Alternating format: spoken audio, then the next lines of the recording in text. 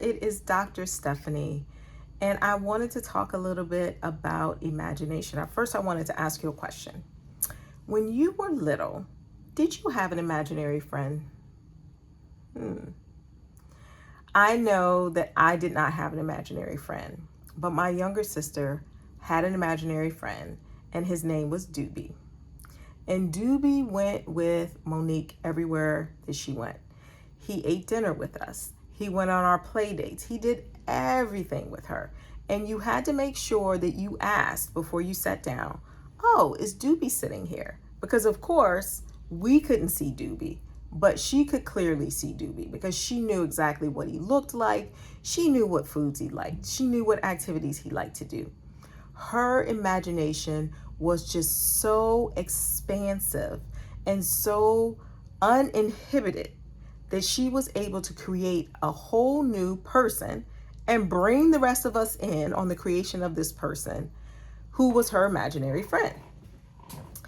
And I think that as we get older, well, I know that as we get older, we start to lean less on our imagination and more on our rational minds. We start to forget how to use our imagination because we need to be rational. We're adulting. We have to be responsible. So we're leaning on all of the rational skills. We're learning how to strategize. We're goal setting. But what about imagination? Imagination sparks passion. And we need passion to enjoy this life, to feel that sense of invigoration and that tingling that we get from life. That comes from passion. And passion is ignited by imagination.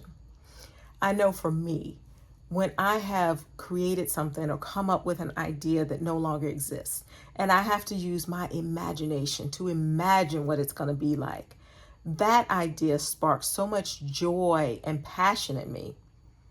But when I have a mundane task that's routine, that I've done time and time and time again, it doesn't spark much passion in me.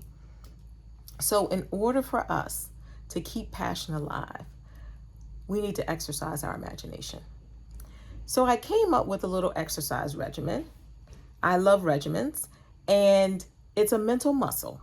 So just like anything else, even though you may have ignored it, even though it may be atrophied, if you start to exercise your imagination now, you can build it up. So it's just as strong as Monique's imagination was when she came up with her imaginary friend, Doobie. So check that out below. You'll be able to click on the link and download the imagination exercise regimen. But one of the songs that I always loved, and I'm probably giving away my age with this, is the song Imagine by John Lennon. And in that song, he says, imagine all the people sharing all the world, you. You may say I'm a dreamer, but I'm not the only one. I hope someday you'll join us and the world will live as one. And in this song, he's talking about imagining world peace, imagining that there's no arguing, imagining that there's no possessions. And I believe that imagination is so powerful that we can achieve anything that we want with our imaginations. We can go there in our minds, and we can actually take the next step and create what's in our mind into our reality. So world peace, unity, no wars, no more world hunger. All of those things are absolutely possible in our imagination.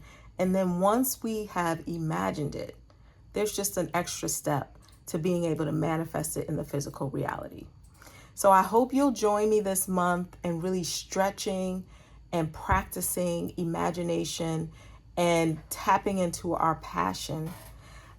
So look for some other videos on this topic. And if you have any thoughts about imagination, or if you want to tell us if you had an imaginary friend and what you remember about your imaginary friend, feel free to tell me in the comments below.